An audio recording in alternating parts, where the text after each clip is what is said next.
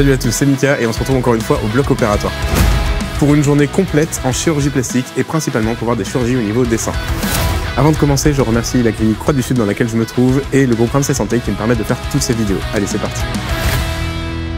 Pour cette première opération, on va voir ce qu'on appelle une mastopexie, c'est-à-dire qu'on va faire remonter les seins de la patiente. Cette patiente en fait faisait 109 kg, elle en fait maintenant 59, elle a perdu du poids suite à une opération ce qu'on appelle bariatrique, c'est-à-dire une opération au niveau de l'estomac, et je vais pouvoir vous montrer en détail et vous expliquer toute la procédure. C'est parti.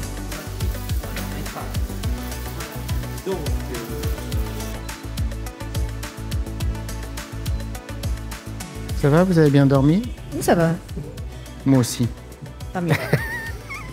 Non, c'est important parce qu'on demande toujours aux patientes, mais le chirurgien aussi, c'est important. Bah oui. Imaginez que je vous dise... Un peu fatigué, là. J'en peux plus, j'ai trop bu hier soir. Je sais pas si vous le vivrez bien. Voilà, donc là, c'est vos futures aréoles. Et là, c'est ce qui va remonter. Okay. D'accord. Et on va, normalement, tout garder. On n'enlève absolument pas de langue. Vous avez un rond de tête, vous mettez la tête dedans et la couverture chauffante. Nous avons une très bonne équipe. Voilà, vous pouvez être rassurés, je le dis. Vous avez la meilleure équipe, d'ailleurs. Exactement. Bah, sauf moi, parce que je suis pas là en tant qu'infirmier anesthésiste, mais je suis là, mais je suis pas là. Non, mais c'est frustrant, du coup, de rien toucher, de rien préparer. Alors, là, le bras. Est-ce que vous allez le poser ici? Est-ce que ça tire au niveau de l'épaule? Non, ça va.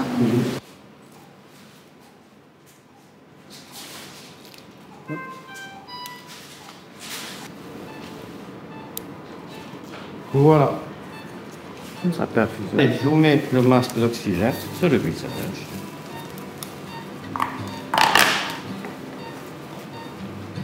Vous le faites comme ça, vous faites des inspirations. Longues et profondes. C'est très très bien ce que vous faites. Ça vous permet de faire de bonnes réserves. Allez, on va commencer l'anesthésie. Vous allez continuer à bien respirer tranquillement. Pensez les contractions du muscle. Et vous êtes les yeux. Le plus étendu. L'occasion de souffler.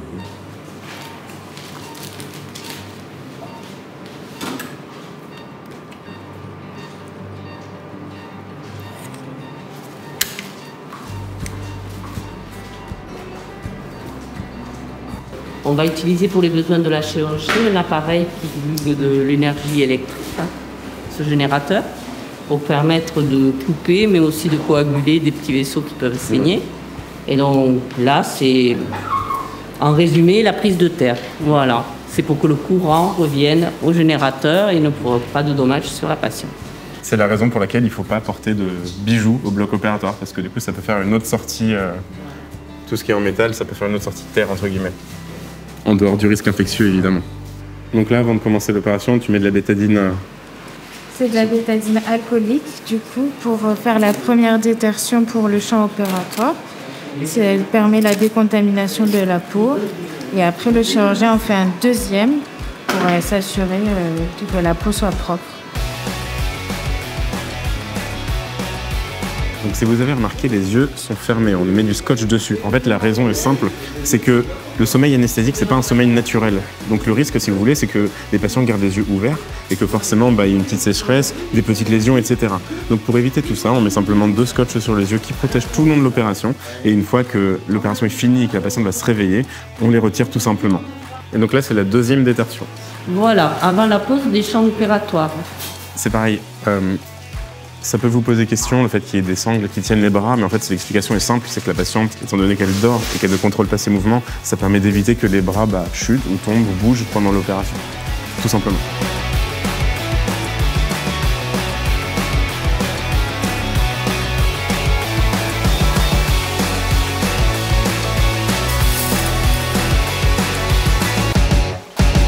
Une chose dont on ne se rend pas trop compte, c'est que entre le moment où la patiente est endormie et le moment où la chirurgie commence, il y a quand même du temps qui s'écoule. Si vous avez fait attention, il s'est écoulé 20 minutes entre le moment où on a poussé les médicaments et le moment où on va commencer l'incision, donc commencer la chirurgie. Le moment d'installation est un peu sous-estimé, mais finalement, il est quand même assez long. Tu pourrais nous expliquer le but de l'opération? Alors, c'est une patiente qui a perdu une 50aine de kilos après une chirurgie bariatrique et donc qui se retrouve avec des seins déshabités. Donc l'idée, c'est de remonter le sein sans mettre de prothèse. La patiente ne voulait pas de corps étranger, donc on va uniquement remonter le sein, repositionner l'aréole. Actuellement, je pratique une désépidermisation périaréolaire qui a pour but de maintenir la vascularisation de la plaque aréomamelonnaire. Comme on va déplacer l'aréole et le mamelon, il faut garder la vascularisation. C'est une manœuvre qui a un peu plus de 100 ans, mais qui a permis de gagner en sécurité vasculaire. L'aréole, elle va remonter et elle va se retrouver ici. Voilà. Pour ce type d'intervention, tu retires principalement de... 0 glande, si tout va bien, que de la peau. Que de la peau, ouais. D'accord. On garde le maximum de volume parce qu'elle n'en a plus beaucoup. Et donc l'alternative, c'était de pratiquer la même intervention en ajoutant une prothèse pour augmenter le volume dans les cadrans supérieurs du sein. Là, il n'y a pas cette demande, mais bon, normalement, il y a suffisamment de matière pour garder un sein de taille normale.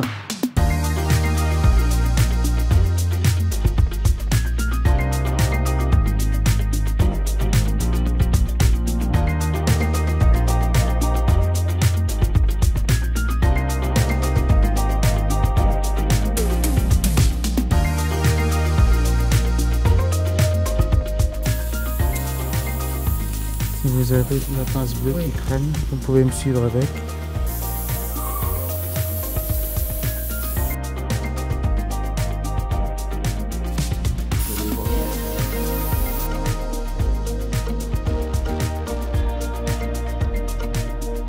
Oui.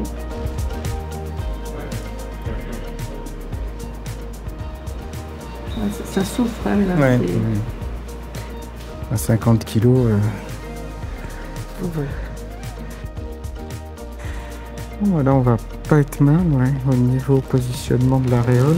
Et est-ce que quand ils perdent du poids de manière progressive, enfin, sans chirurgie, la peau tient mieux? Non. C'est pareil. Ouais, c'est pareil. De toute façon, la peau, elle s'abîme au moment de la prise de poids, elle ne s'abîme pas au moment de la perte de poids. D'accord. Donc, soit la peau, elle a tenu le coup malgré l'obésité, et ça, parfois ça arrive, c'est rare, mais parfois ça arrive. Soit elle n'a pas tenu le coup, et là, c'est un peu la catastrophe, quoi. À chaque temps clé de l'intervention, c'est au moment où on va fermer et où normalement on ne va plus mettre de compresse dans le champ opératoire, on fait un compte pour être sûr qu'on ne soit pas obligé de tout démonter à la fin pour aller chercher une compresse. Là, on va le faire à la fermeture, en ce moment, puisque là, on va plus rentrer à l'intérieur du sein. Et quand on va aborder le sein suivant, il faut être sûr du compte des compresses. Et on refera un compte au même moment sur l'autre sein, juste avant de fermer. J'ai 6 compresses plombées. Donc le compte est bon pour les compresses plombées. Et les champs? J'en ai 7. Et j'en ai 3, ça fait 10. Le compte est bon. Le avant-après, il est impressionnant quand même. Et c'est ce que j'allais te dire là. Hein, où ça commence à se dessiner, tu vois. Ouais. On voit quand même. Alors il y a toujours une petite surcorrection avec un effet plat là, parce que le sein va redescendre un petit peu. Donc il faut absolument qu'on ait un aspect comme ça, surcorrigé, pour que d'ici 2-3 mois, on se retrouve avec un arrondi sur la partie des cadrans inférieurs. Est-ce qu'il y a des choses que cette patiente doit éviter de faire du coup dans les... Alors, il faut éviter des mouvements d'extension des bras, d'abduction. Mais c'est à peu près tout. C'est une intervention qui est assez paradoxalement très peu douloureuse. C'est beaucoup moins douloureux que la pose de prothèse.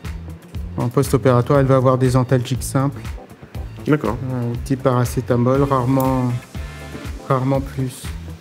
Que ce soit immédiatement après ou même au moyen terme, il n'y a pas spécialement de douleur alors? Ouais, non. C'est très très peu douloureux.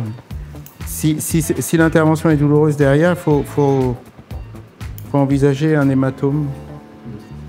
Surtout si la douleur est unilatérale, parce que là, ça signe un hématome en général. Les réductions mammaires leptoses, parmi les chirurgies du sein les moins douloureuses. C'est parce qu'en fait, on n'a quasiment pas touché au système nerveux, puisqu'en fait, on a gardé un grand pédicule supérieur, donc l'innervation du sein, elle a été maintenue, elle n'a pas été... on ne met pas des tissus sous tension, hormis la peau, ce qui fait qu'en fait, il y aura juste un petit effet de tension cutanée, mais qui est assez minime. Mais c'est assez fou parce que tu vois déjà... Alors effectivement, il y a les cicatrices là qui sont visibles parce qu'on est en post-op direct, mais c'est assez dingue de voir déjà la différence. La forme, ouais. On voit bien. Ouais. On arrive totalement à se projeter sur sur le résultat. Les cicatrices mettent combien de temps à s'estomper? Alors c'est variable en fonction de la qualité de la peau, évidemment, en fonction du phototype aussi, les peaux claires. En général, ils font des cicatrices qui sont un peu plus longues à être définitives, mais qui sont de meilleure qualité à terme. Les fumeurs? Les fumeurs, ouais. Alors c'est une indication, c'est une contre-indication majeure à ce type d'intervention. On n'opère pas les fumeurs sur les gros fumeurs, on les opère pas. Enfin, d'une façon générale, on n'opère pas tout ce qui est mobilisation de l'aréole, donc ptose et réduction. On ne fait pas chez les fumeurs. Il y a un risque de nécrose de l'aréole. Parce qu'il faut imaginer que les vaisseaux, le lambeau qui était ici, il a été replié pour remonter. Donc les vaisseaux, ils sont plicaturés plusieurs fois. Le tabac, ça spasme les artères à chaque bouffée. Donc ça diminue la vascularisation de l'aréole. Et on a des nécroses aréolaires chez les fumeurs. Actuellement, sur les techniques de réduction mammaire, on a encore quelques nécroses qui se voient, et c'est quasiment exclusivement soit chez des fumeurs qui ont dit avoir arrêté, qui n'ont pas arrêté, soit chez des anciens fumeurs qui ont des artères très abîmées. Mais on voit plus de... Chez des patients qui ne fument pas et qui n'ont jamais fumé, on n'a plus jamais de souffrance de l'aréole. Après, c'est vrai que l'opération, si on la résume, c'est enlever du coup de la peau et remettre les tissus ensemble, voilà, et resuturer. En fait, la première chose, c'est positionner l'aréole. Parce que la position de l'aréole, c'est elle qui va déterminer quasiment tout, quoi. Donc en fait, le dessin le plus important, c'est juste cette partie-là.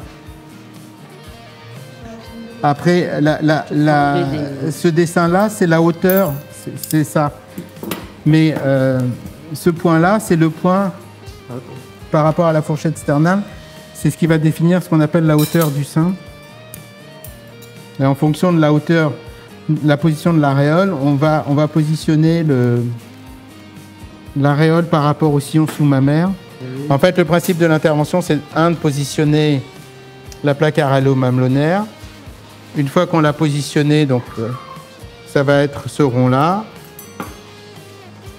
Là, on pratique une pince cutanée, comme en couture, et on va décoller l'ensemble de la glande pour essayer de la basculer le plus possible sur les cadrans supérieurs. C'est pour ça qu'en post-opératoire immédiat, on a un sein qui est plat sur les cadrans inférieurs et bombé sur les cadrans supérieurs. En post-opératoire immédiat, si elle est debout, elle a déjà un sein qui est plus rond, mais il faut savoir que de toute façon, la cicatrice verticale qui est très très plate là, va s'arrondir par un effet de ptose secondaire. Il faut surcorriger à peu près d'1 centimètre cet effet, parce que le sein va redescendre à peu près d'1 centimètre. Voilà. S'il n'y a pas de prise de poids majeure, les seins vont rester comme ça définitivement. Parce qu'en fait, la verticale, cette cicatrice verticale, fixe la plaque aréolo-mamelonnaire en bonne position. C'est vraiment comme en couture, si on fait une pince, si je pince comme ça, à ce point-là, il est bloqué par la couture qui est là. C'est vraiment la verticale, c'est la clé de voûte du sein.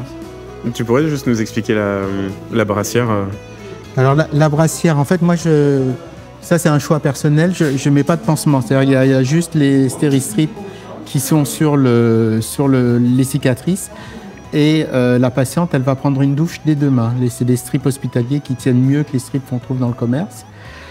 Et ses seuls soins post-opératoires, ça sera de prendre une douche avec un savon chirurgical et de remettre le soutien-gorge. On a démontré que des pansements occlusifs, même changés régulièrement dans de bonnes conditions, favoriser plus l'infection qu'en fait que pas de pansement du tout. Quoi. Ils en parlent énormément en dermato de plus en plus, même sur les autres plaies que chirurgicales. De manière générale, on a trop tendance à couvrir. Et absolument, oui. Et ouais.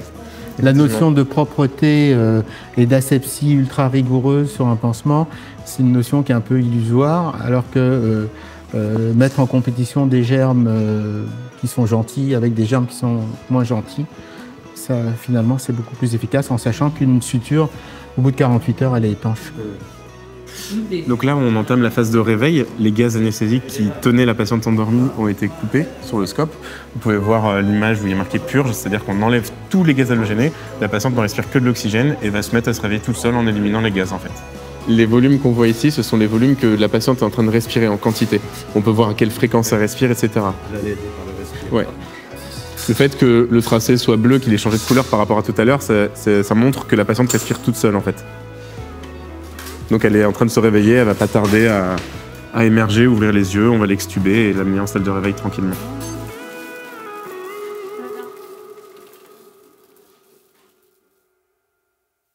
Pour cette deuxième patiente qu'on va aller voir, cette fois c'est un peu différent. C'est une patiente qui a eu un cancer du sein, qui a eu du coup une mastectomie, une reconstruction avec une mise en place de prothèses.